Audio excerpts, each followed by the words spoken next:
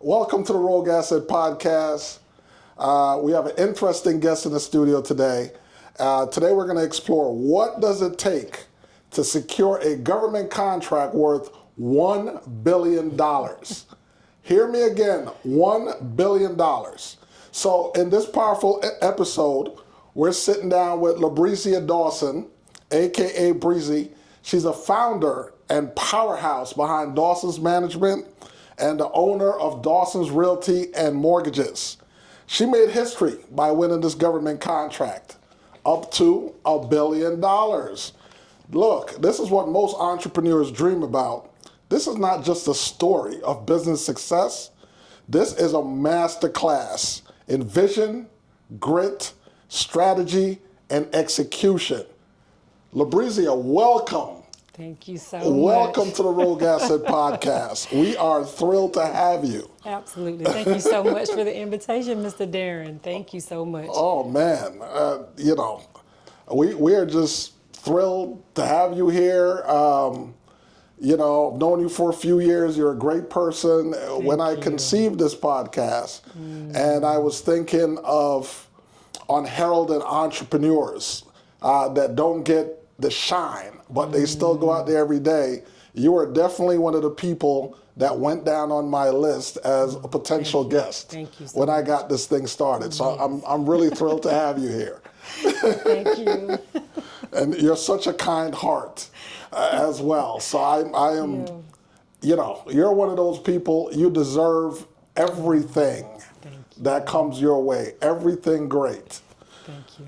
So, all right, so we're going to jump right into it, right? Let's do it. So let's rewind a little bit. Okay. Before the $1 billion contract, okay? What was the original thing that led you into entrepreneurship or business ownership? Okay. Hello, everyone. My name is Ms. Dawson. Thank you so much for having me, Mr. Daren. It's such a pleasure. Well, the one thing that led me into entrepreneurship, I have a father that believed in me even as a child.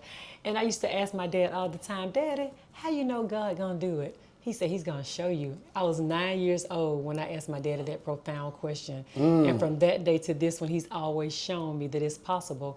And my dad would always speak, you're gonna have your own this, you're gonna have your own that. And I just happened to believe my dad. And he used to make us read the newspaper, circle the words. What does this mean? If I didn't know those words, by the time he got home, he would pull that belt out. 9 times 1 is 9, 9 times 2 is 18.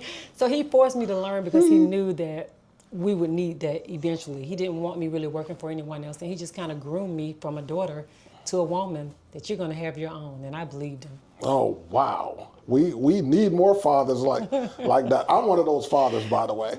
I didn't use the belt part like I should have because that's a Jamaican thing, but I don't know why I skipped that, but it's needed.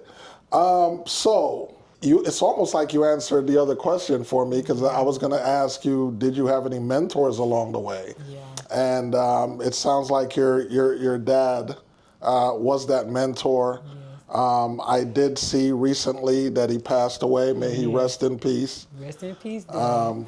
Moment of silence for that. Yes. Okay. Yeah. So would you say you learned a lot of things by trial and fire? Absolutely.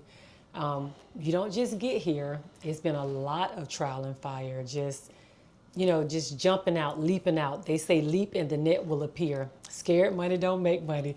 So it literally has been just getting out there, trying, seeing what works, seeing what sticks, getting great team and partners, and just trusting God that when he tells me to go, I'm going.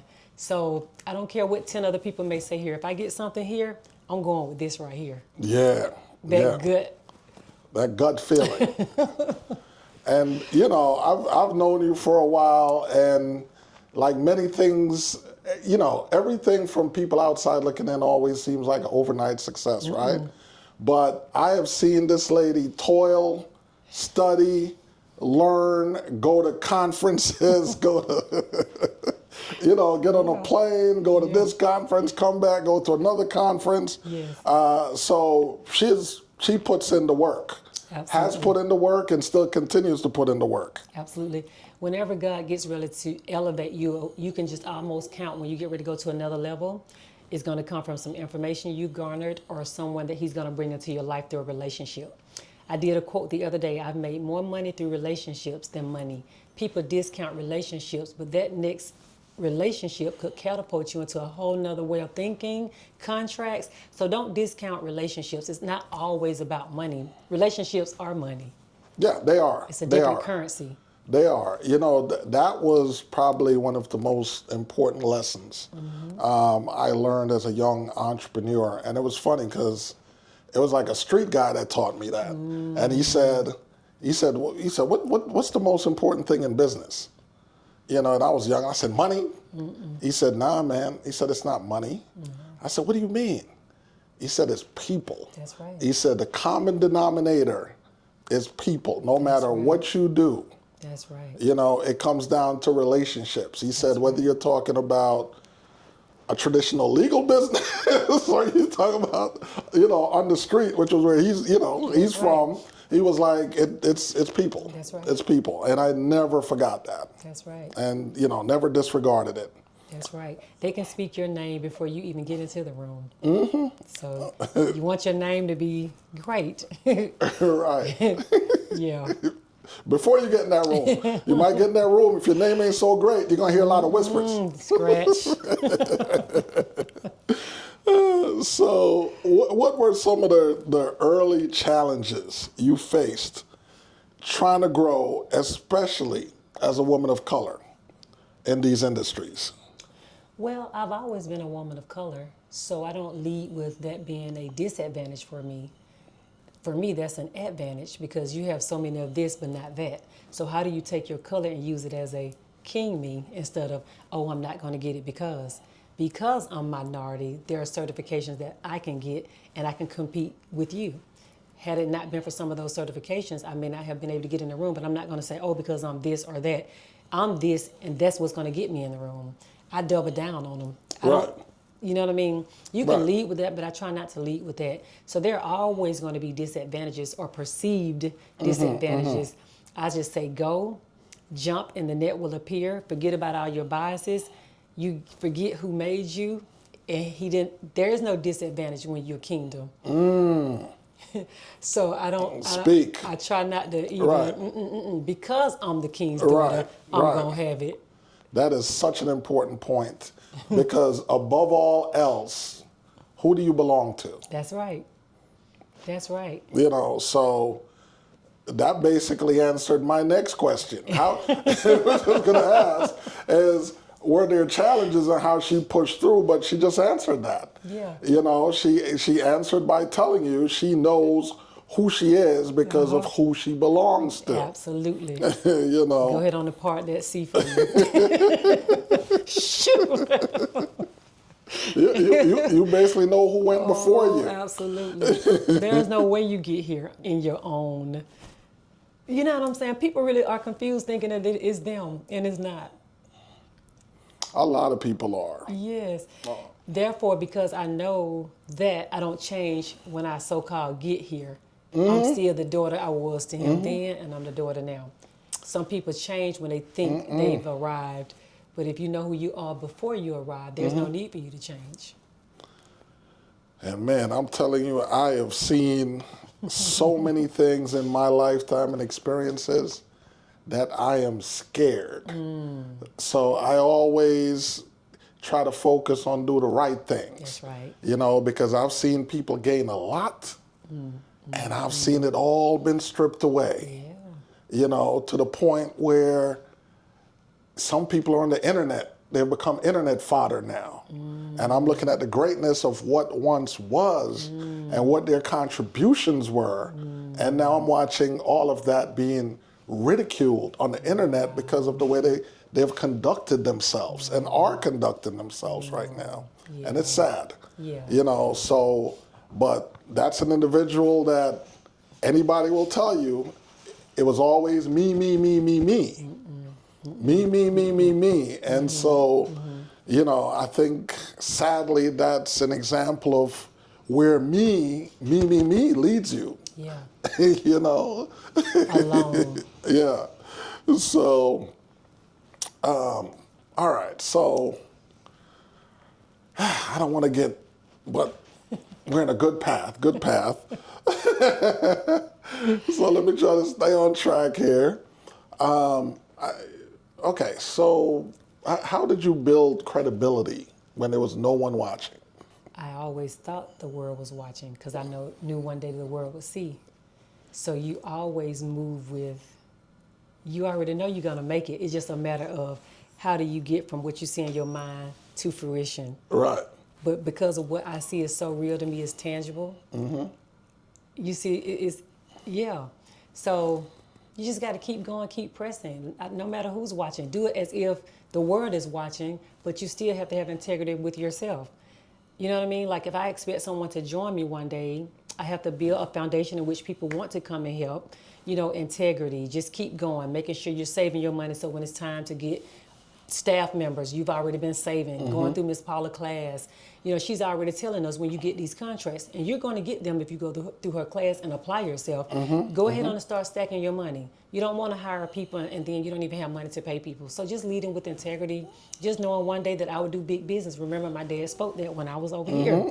So, okay, you've already shown me that, Lord, that I'm going to end up with this. So just knowing that one day what I see here is going to manifest over there, I'm just going along as if I already have it because in essence, I already did. Yep. And you know what always impressed me about you? I remember one time we had a conversation, and some people on the path to something can be kind of like gatekeepers, you know what I mean? Like, well, I know, and you know what I mean? Like, I'm going to keep this to myself. And I think I asked you something one time about approaching, and this was, you know, when I was just getting into GovCon. And I remember you said, what's your email? And I gave you my email, and I got an entire package that literally would put me in a situation to go bid on something today. Yes. And I was like, wow.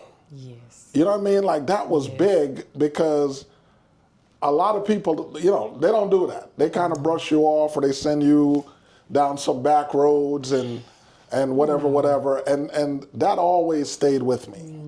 You know, that always stayed with me in a positive way in terms of, you know, your character, in terms of who you are. Yeah. But it also always reminded me that if someone came to me for something, you know, I don't half-ass either, right? That's right. I give freely, openly, and fully. Exactly. You know, so you never know what impact you're having every day just walking around in terms of how you conduct yourself.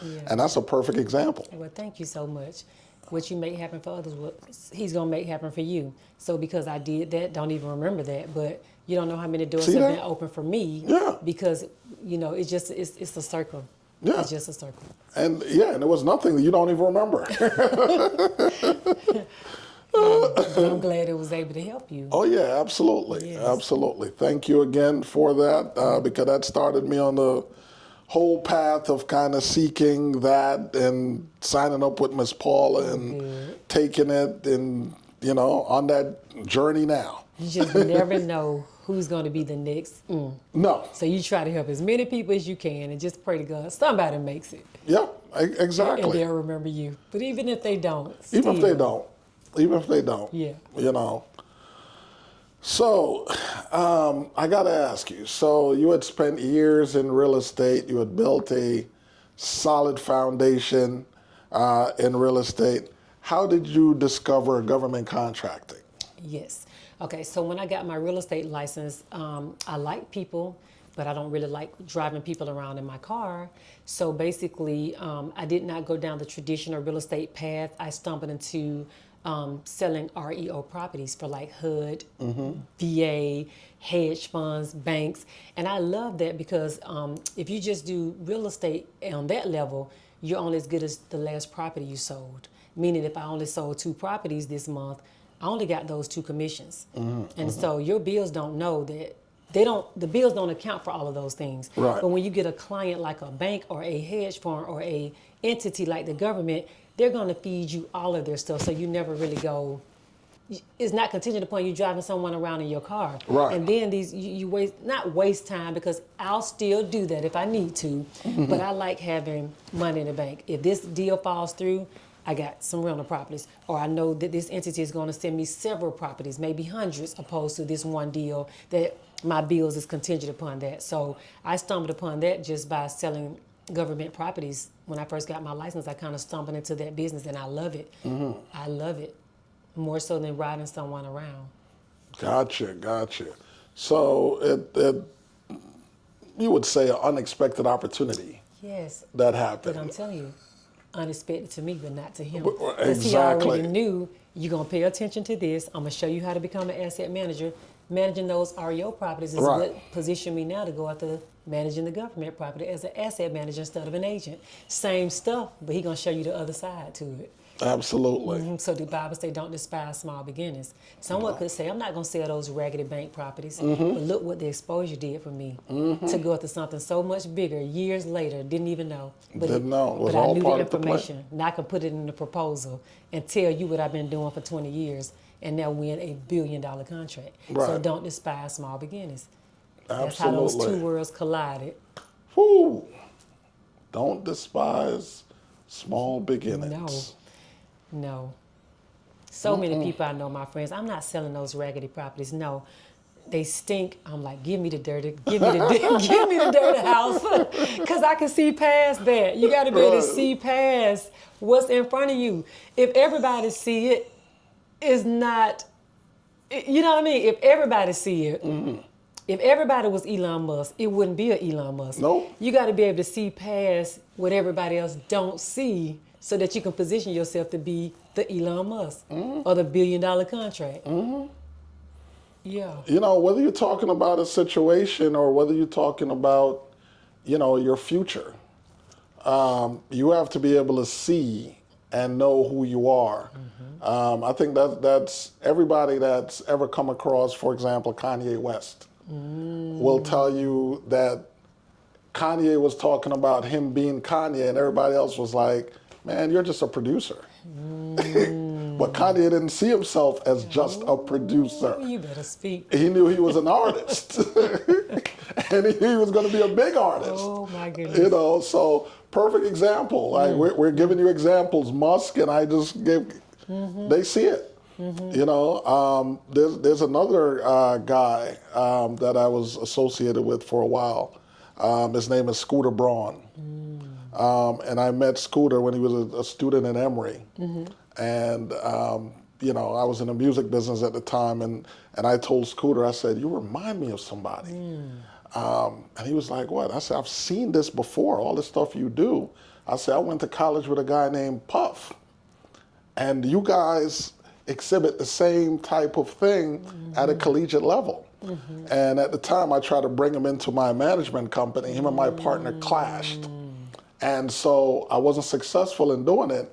And I remember on that phone call, he told my partner, he said, sir, thank you for the opportunity. And sorry this didn't work out, but you're going to hear my name one day in a major way.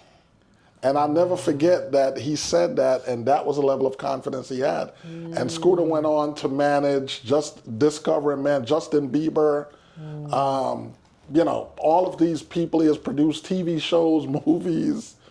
He's a billionaire now. Wow. But that was the belief that he had in himself, regardless of what someone that was more experienced and had done all these great things in his career as well, but was trying to tell him like, oh, you're too cocky, you're too whatever, and so I don't think we can work. And I don't think it was that at all. It was just that he had that belief in himself. Absolutely.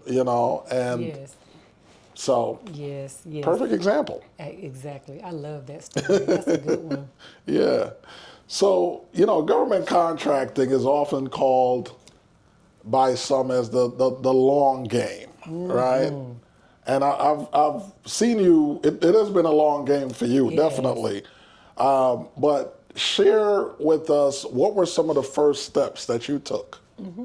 The education piece, attending industry days, education, like I still do a lot of classes, like whether it's a free webinar, I take SBA classes. As you know, I've gone through Miss Paula class, GPI, YouTube channels. I created my own Facebook group. Now I share opportunities in that group. It's called the 8A Way.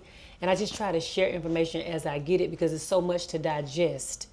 It's a lot of information to digest, and someone has to show you how to execute that information as well, because it is the long game, and you may not get a contract from your efforts for like a year.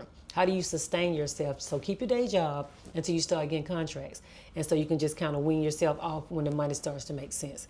But it's been a long journey, but it's definitely the education, the belief, knowing that it's a way to leave a legacy, create other millionaires, team with other people. So it's a beautiful industry where you kind of get end-to-end control, because government contracting, it doesn't just have to be in your skill set. You can team with others.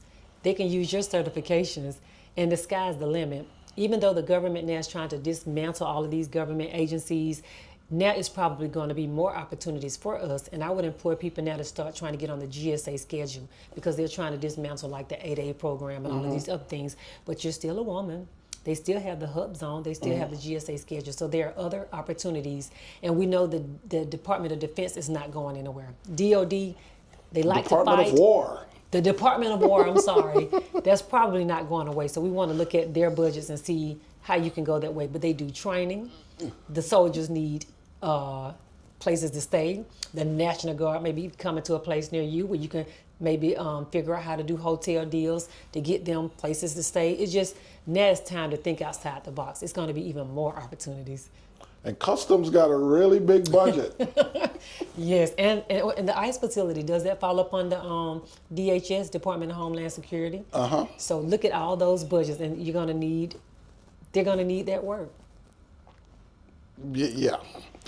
I know, but it doesn't go away because we don't agree with it. It's the government's house. You just, if you want to do government contracting, you just got to see where they're spending that money. And that's absolutely true, and that was the reason why I kind of brought that up, because I think in this new budget, I think the benefactors of majority of the funds is DHS this time around. Not even the Department of War, but DHS. So it's interesting. Yes. So the certifications that you just mentioned, like 8A, WOSB, which is Women-Owned Small Business, how did you navigate these? Yes, so it was just by chance. Like I said, I do the REO properties, and I used to go to a lot of conferences. And one year we went to the conference, and a lot of people would ask, are you Woman-Owned Small Business certified? And so many people were asking us that. I'm like, I need to go research why they're asking me that. When someone keeps asking you something, you're just at a faraway conference, and they assume that you're a woman-owned small business. That's because most of the others, at that point, they understood that they needed a minority face to kind of go after some of those contracts, because HUD was the big player at that time. They had the asset management contracts, and they knew that they needed someone who maybe had an 8A or a certification. So you just kind of learn how to play the game from there. So when I came back home, I researched it, and that's when I got my first certification, the WOSB. Didn't do anything with it for about 3 to 4 years because I still didn't understand what government contracting was. And then we started connecting those dots through the Empire Board of Realtors. The HUD people used to come and speak to us and say, well, you all are selling all these properties. Why aren't you all going after the contract? And we're like, what contract is he talking about? And all it took for me, my inquisitive self, let me go see what he's talking about. Right. And when people tell me something, I'm just one of those people that just go see. Somebody else could get that information and it just go right past. Right. But when it's meant for you, it's like it stick. That's true. Conference, real estate, certification, come back home, get it. The guy comes from HUD over there. And when I was selling those properties one year, remember I told you I was an REO broker, we used to get all those listings. One year we sold 100 plus houses. That's me as a local listing broker, just a regular real estate agent for HUD. But I didn't realize I was a subcontractor at that time until I got a 1099 from HUD that year. Even though I was working for an asset management company, HUD sent me the 1099. Once I got the 1099 from HUD saying you get this amount of money from the U.S. Department of Housing and Urban, I said, wait a minute, this is government contracting. And so when I went up to my 8A, I was able to use that 1099 every year that they had sent it to me, showing that I was already doing business for the government. Right. There's an information gap. If you're already selling REO properties, you are really a subcontractor for a federal agency because you're moving their properties. Absolutely. And God showed me how to paint the picture. Oh, I'm selling these properties and I've sold 100 and something. Let's do 100,000 times this many properties. That means I've sold millions already in federal. You see what I'm saying? Right. Once I got there and I was able to build my story and tell the government I do qualify for this 8A, I'm already doing business for you. And I had the proof from the pay to show you. And that's how I got my certification in the 8A program. Wow. And I paid someone like a year or two before, got denied because I'm trusting them. They understand my story and he could put it together because he had gotten other people approved. Got rejected. I said, I'm not giving anybody else any money. I'm going to sit here. It took me 3 months. I printed out that package and I put every piece in different things. I said, I'm not moving until I get all of this done. It was then that I understood the 8A program. I was working somewhere part-time. You cannot have a part-time job and turn in a W-2 and say you're a business owner working 70 hours a week. There are caveats where they will automatically discount you out of the program if you say you work. I was like, oh. So once I started watching YouTube videos, free information, the things that I need to put in my application or not put in my application, when I did it myself, I got approved. Wow. So sometimes don't go pay someone else to tell your story. You sit there and learn. Now I can come and train others how to do it because I sat there literally and took the time to do it. Right. Right. Isn't that something?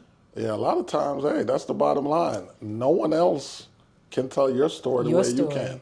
Your story. Okay? It's your story. No matter how you explain it to somebody else and you expect them to kind of regurgitate it, it's not going to come out the same. It's not. And you just paid someone a couple of $1,000s to get rejected. No, you could sit yourself there and learn it yourself and do it yourself. So that's, but now I don't really have a lot of time to do that now, but I mean, now I can just say, okay, you do this for me. Right. But now, you know, you have the past performance. Like I'm getting ready to get on the GSA schedule because they're talking about, they dismantled so many agencies. They're trying to now bundle agencies so they're not all of these federal agencies. So there will be no need for all these 8As if everything just gonna go up on the GSA is old. That was like the first way they did business. Right. They're trying to take it back to all of that. Gotcha. So GSA schedule, cheaper, better way to try to get on the schedule. Okay. That's good to know. Wow, she's giving us a lot of information. I love that. Tell us some, were there any early wins or losses that shaped your contracting strategy? Well, I guess you just kind of told us one. That was a big one. Yeah. Right? Is there any others or? It just, every one of my contracts to date are different. There are no two contracts the same. We have an IT contract. I have an Army Corps of Engineers contract where we clean recruiting stations. I had the CDC contract where we supported doctors, administrative staff, and the biggest one being the USDA contract. I had a HUD contract where we did inspections for buildings. The win is learning how to be comfortable being stretched. Say that again. Learning how to be comfortable being stretched. Because if you stay in your comfort zone, you're only going to get a certain type of contract. But who's to say if you allow yourself to be stretched, you can stretch into $1 billion contract? And that's exactly what happened. Because in my mind, when we went after the contract we won with the one agency, this is my second contract with that agency. The first one was like $45 million, and we only sold their properties. We did so well, that's when we won the bigger one. But in my mind, when I first saw the first one, I'm like, well, can I do this? Yeah, you can do it. Why can't you do it? If they put it out here, that means you got just as good a chance as anybody else. And that's where that confidence gonna come back in, knowing whose child you are. You're the king's kid. Why not me? But there were several things in me that said, no, you don't have it. Yes, you do. Get that out of your head. Keep on writing. You got just as good a chance, and we've not won it once but twice. Lady, you're hitting me over the head right now, because I have been there so many times where me and my partner, we've looked at some contracts, and we're like, can we really do it? Yes. Oh, and I'm like, I don't think we can because, you know, Because I guess I only kind of feel comfortable going after, and I'm past this now, but initially I was only comfortable at going after things that I am very familiar with, right? So if it's real estate, we went after a lot of big nurse staffing contracts because, you know, family of nurses. I know, you know, I know my way around.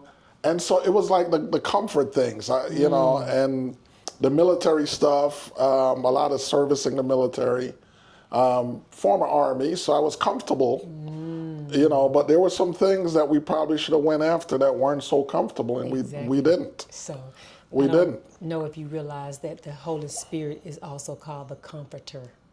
He said, I leave you now and I send you back the Comforter. The only comfort I find is in the Comforter. So if he tells me it's okay to go after that, I'm going to send you the provision. I don't know anything about IT, but did that stop me from going after that IT contract and we won it? So be comfortable in the Comforter. If he tell you to go, he going to send the provision. So everything not about what you know. If it was just about what you know, you could just stick to selling houses. But when you want to do big business, you're going to have to get out of your comfort zone and be stretched and go with some teaming partners, because the government don't want to just see you showing up by yourself. They want to see you coming with a force. Yep. Right? I like to liken everything back to sports. I love sports now. So take, for instance, I am a true diehard Falcons fan.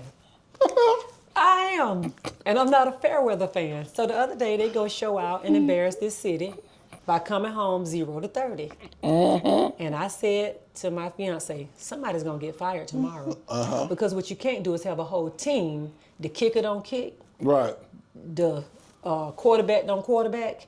And the running back don't running back. And the wide receivers don't catch. And the wide receiver. There is no way that you have an entire team and no one did anything. So when you're showing up in the government space, they want to see your team. They want to see resumes. They want to make sure if you out today, the kicker don't feel like it today, your team can carry you. So they're not looking for you to show up solo, right? Right. So you got to show up and win the game and have the right team and partners. And that's how I like now. I love, like today at my office, like we've gone from like me selling houses, one person, to now I got 10, 11 people in my office, like walking around my people. And God is allowing me to use government contracting, business, to employ people. So in a world where people are getting laid off, think outside the box. How do I now, end-to-end control, be a resource for my people too? And if you're scared, no, it's time for us to go. And we're going to be the answer for a lot of people. And we can use government contracting to do it. Absolutely. Absolutely. And just business, period, real estate. I'm receiving that. I got a lot of businesses, and you know, we all have room for growth. We've all had those moments, and these are the kind of conversations I like to have, and I like to share my vulnerability, because people these days, everybody like to kind of walk around like they got all the answers, right? Like they haven't lost or they haven't been scared in a moment, right? That's what they like to put out on social media. And on this podcast, I'm only interested in having an impact, right? So the people we're talking to, we're giving real information, the real blueprint of what you need to get started, but not just get started, but to endure and succeed. Okay, so I like that. yeah, we're going to talk about it here. So I already know what your strategy was going in, so that kind of skips my other question. Okay. And I think from what I've gotten from you so far, I think by the time you got to that contract, you have had quite a bit of experience and past performance. Yes. That actually prepared you for that. We talked about previously relationships as an important piece. Yes. We've certainly talked about team. Did you develop a strategic team before you went in on that one? As time went on, he will send you what you need, because you don't know. You don't know. When I tell you that every contract that we've gotten has been different and in a spiritual winning way, like one day I'm looking at emails from something totally different. And I just like to, in my quiet time, I went all the way down to the bottom of the email. This lady sent me some stuff about Mary Kay, but she had also talked to this other lady. Her tag was on the bottom. And the lady tag said 8A. I'm like, 8A, you know, anytime when you first get your 8A, you're like, oh, why is this on here? So I went and looked at lady information up, kind of found out she had just graduated, or was getting ready to graduate out the 8A program. I called the lady, and she was telling me about an opportunity she was going for with HUD.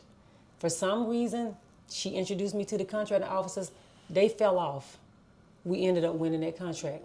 That all came from me one day, seeing a tag at the bottom of an email, following up with the lady. She bring me into the contracting officers, but she led me in, but she didn't stay. So sometimes people will lead you in, and they, you know what I mean? And I'm like, that was just one contract. Another one, we got the IT contract. I went to an industry day. Miss Paula was there, the SBA was there. Georgia Tech have these big conferences at the National Guard every year up in Marietta. So the guys up on stage, we're gonna give these contracts out for everybody who came here today. What you're not gonna do is stand up on the stand and tell a lie.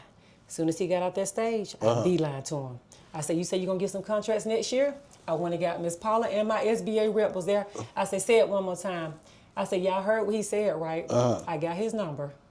Do you know that's how we got our IT contract? Because I followed up with that man for 6 months, just going to that conference, going to get him off the stage when he said what he said. When I got my SBA rep, we all beeline him, stating, and when the budget got renewed, that man emailed and told us, I said I was going to give everybody who was at the conference, and we got that 8A contract, sole source. Wow. And it's just stuff like that, the nuggets you learn, knowing that you deserve it too, and going for it.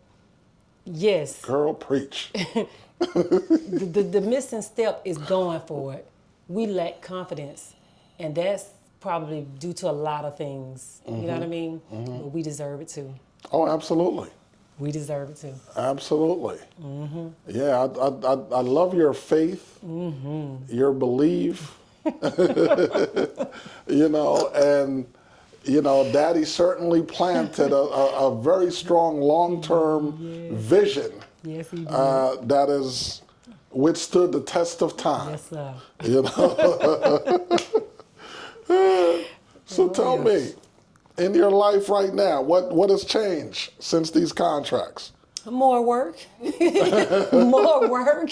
Sometimes I have belly aches because of the stress that come along with it. So now what I have to learn is it's okay. He gave it to me, not to kill me, and I have to learn balance.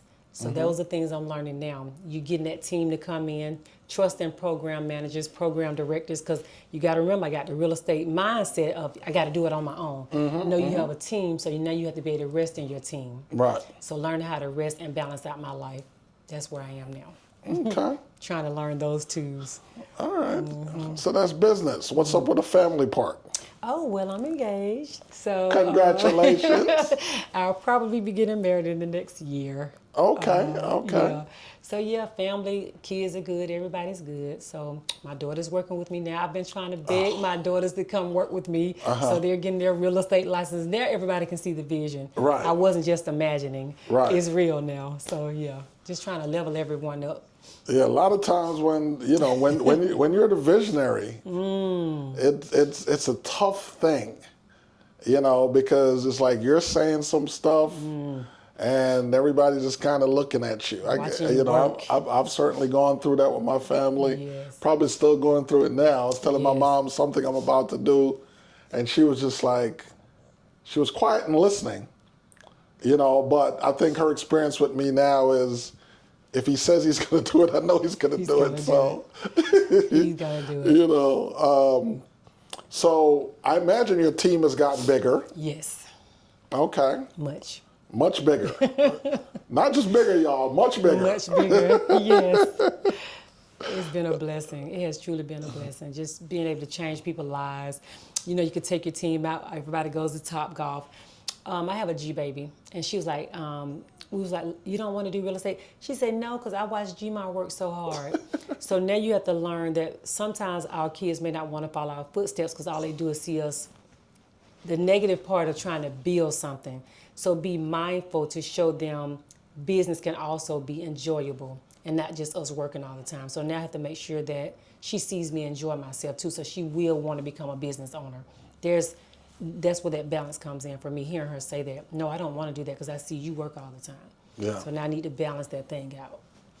Yeah, it's funny. I think I've gone through that with my two sons.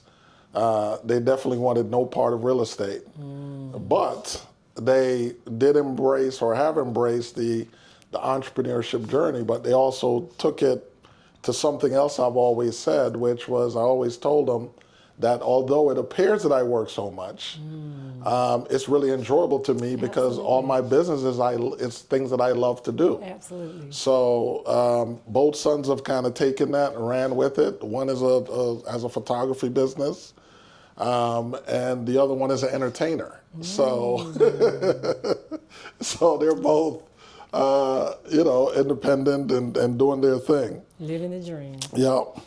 So do you feel more pressure or freedom right now? Well, I'm just wired. Or a little bit of both? Both, because I'm wired a certain way. Uh-huh. Like, even though I have this contract, now I'm like, okay, I need to go get something else. Some people would just be like, oh, I've arrived. I never feel like I've arrived. And I don't know if that's good or bad. But it's just, I just like to go get it.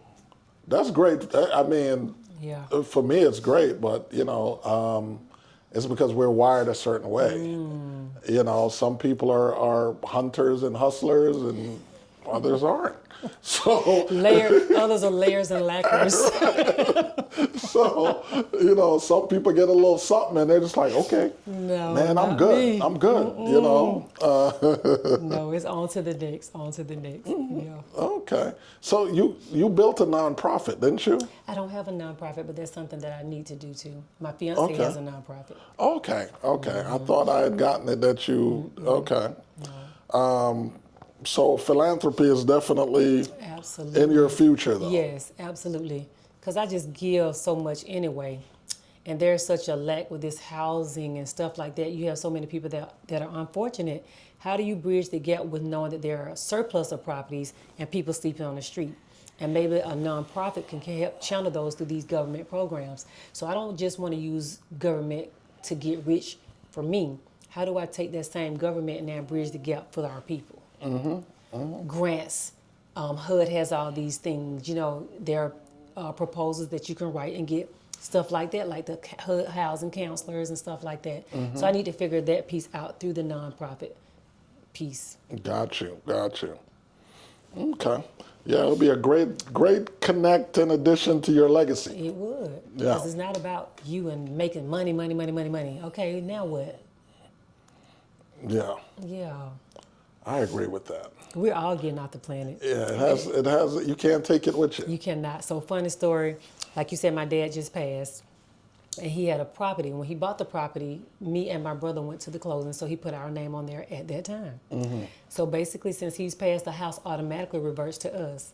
But when you go there, all of his stuff is still there. My dad was in videography, photography, organs, pianos, 3 organs in the house, all this stuff, but no him.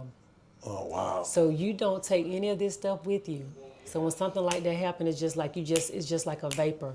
So you have to be nice, kind, and know that it's not all about the money. Because you're going to get out the planet, but what did you do for others? But my dad left me an inheritance. He left the house. And it's worth way more than he owes on it. You know what I mean? He left us an insurance policy. So my thought in saying that, what are you leaving behind? Yeah, I made money, but what else did I do? Leave something behind. Yep.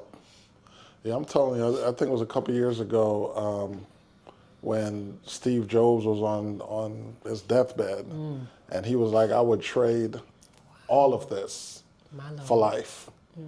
He's like, because at the end of the day, what is this worth? Lord have mercy. And that always struck me, always struck me. So listen, so for everybody that's going to be checking this out, and they're sitting home and they're thinking, how can I even bid on a government contract? What's your starter kit advice to them?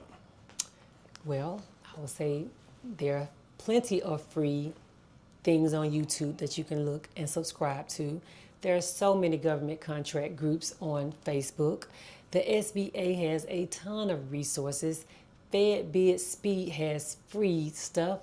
And then maybe going to Miss Paula's class. I like to send people to GPI because she shows you how to take all of that information and make it applicable, so you can apply it and execute. And you're going to meet other people who are also trying to do the same thing. So starting there. Yeah, that's a great starting point. I always tell people GPI is the way to go for me. Yes. We had Miss Paula here last season. If you guys didn't see that episode, go and check that out. Yes. You know, she's great, and I mean, her program is definitely it's top notch. It's one of the best out there. Yeah. Yes. You know, so I was going to say step one that nobody talks about. What do you think that's step one that nobody talks about when it comes to government contracting? Believing that you can do it. Just believing. You have to have a belief first to even start, and not thinking that you don't deserve it or it's out of your reach. No, you deserve it, and you can build wealth and a legacy with that vehicle. It's just like real estate or going to your job every day. Why not use the government? You paying taxes anyway, it's your money. You may as well try to get some of it back. So would you also say that the common myth that holds people back from success in government contracting is a lack of self-belief? Information. Information. Belief. Government contracting is no different than, say, if you want to get your real estate license or if you want to start any business, a business. It's just that belief of, do I deserve it? Yes, you do. Can I do it? Yes, you can. And you will. So government contracting is just a form of business. I was in business before I started doing government contracting. It's just something that I added to my business. They're an additional customer for me, you see. Cool. And there's something I always wanted to ask you, because of your other company is called Dawson's Realty and Mortgages. Did you ever do mortgages? No. Okay. Dawson's Realty and Mortgages, DBA Dawson's Management. Okay. So I don't want to pigeonhole myself telling the government if I'm IT. No, that part I know, but I knew you before. Well, you know, like you've been in the business a long time, so I used to see that even before I knew you personally, and I always wondered. I was like, does she do mortgage? And I've always meant to ask you that at some I point. have a mortgage broker license, yes. Oh, that is, yes, that's what I'm getting at. So Dawson's Realty and Mortgages, Inc. And then when I start doing government contracting, I say I do a DBA and do Dawson's Management. But that goes back to your question of not being complacent. If I had been complacent, I started off as Dawson's Realty, got my real estate license, became a broker. I'm not satisfied. Now I want to be a mortgage broker, Dawson's Realty and Mortgages. Oh, I'm not satisfied. Now I want to do government contracting. So that's that thirst. But it's a healthy thirst in my mind, because if you stop, I would have stopped over here. It's a very healthy thirst. Yes, so it's a healthy thirst. Okay, guys, I'm going to break it down for you. Seriously, people like us are sharks. Okay, not the one you watch on TV, but we're sharks in the sense that for us to live, we have to keep moving. Okay? We have to keep moving. Yes. Thank you. Thank you for telling me what I am, and I didn't really know. Yeah, because sharks have to move or they die. I thought I was a little goldfish, you know. No, you're not a goldfish. You just want people to think you're a goldfish.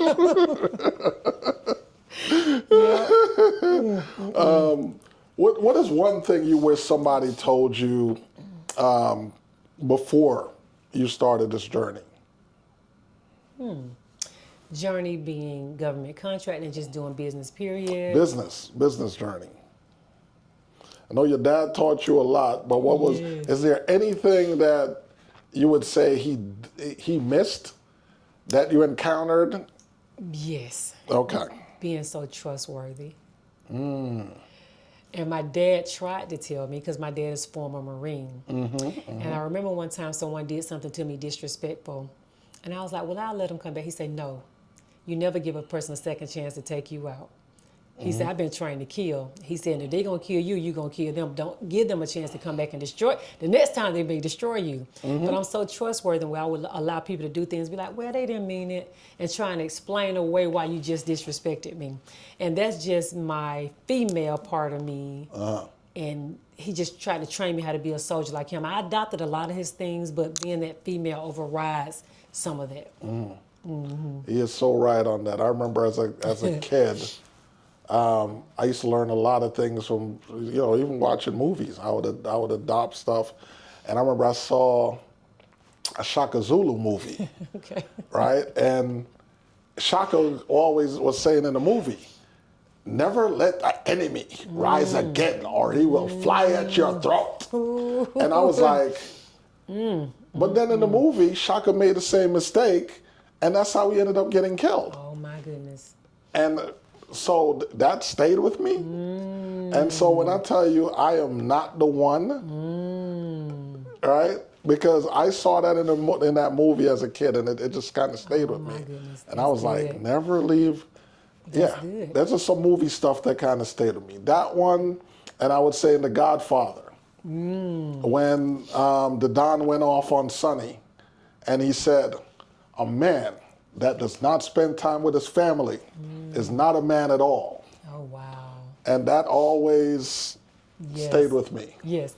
And I have a Godfather Mafia saying, 3 can keep a secret if 2 are dead. Don't ever tell anyone anything that could be used against you later. And I had to adopt that. That I had to adopt. Because sometimes I ran my mouth too much. I'm going after this contract, going after that contract. Next thing you know, the person who I told the information to is my competitor. They didn't know anything about it. Yep. So now I know to shut my mouth. Share things, yes, but don't. McDonald's don't tell you their recipe for their fries. Nope, No. they do not. So some things you gotta. Oh yeah, oh yeah. You have to. And that is another one. I've heard that one too, and I like that. I've struggled with that one though, because unfortunately I like to run my mouth. That's probably why we're here today. But but I've learned because I've had to learn from just like how she's learned. Yes. Where something happened and you kind of realize, not saying a word. Don't say anything. Okay. So, what legacy would you like to leave behind? Not just business, but with people. Yes, loving on each other. Love is great, is the greatest of all. And just all of this chaos that we have going on. It sounds like kumbaya-ish, but if we really could just lead with that first, you wouldn't even need money if you had love. Just think if the world led with love instead of currency. You wouldn't have to try to disrupt and dismantle all these things because now everybody's leading from this. But when you take that away or strip it away, now you got a country just keep trying to manipulate and monopolize and it just feel crowded now because now I do feel like a fish out of water because you should be leading with love. And we just don't do that anymore. Nope. The legacy I want to leave, man, she loved on people so much. That's what I want. Well, you're on your way. You're on your way. So what's more important, love or respect? I still say love. Still love for you, huh? Yes. Okay. Yes. Because my duty is to love you. If you don't respect me, I'm just going to remove myself from your presence. But I can still love you even though you disrespected me. My duty is to love. Gotcha. Good answer. Good answer. All right. Well, we're going to wind it down. Breezy, where can people connect with you, learn more about your business and your philanthropic efforts that are forthcoming? All right. Well, my website is dawsonsmanagement.com for the government side, Dawson's Realty and Mortgages for the real estate side. I have a Facebook group where we assign listings. I'm an asset manager for the United States government. The name of that group is USDA REO Broker Network. We have about 3,000 plus agents in there, and we talk about conferences, what Dawson's is doing next, our next class, and that's where you can find me. Wonderful. Well, listen, we want to thank you for coming out to the Rogue Asset Podcast, blessing us with your presence, your knowledge, and information and experiences. You are welcome back at any time. Thank you. Thanks for coming. Thank you so much. Good. Wait. You can and you will. Let's go. I like that. You can and you will. Absolutely. The Rogue Asset Podcast. We're out.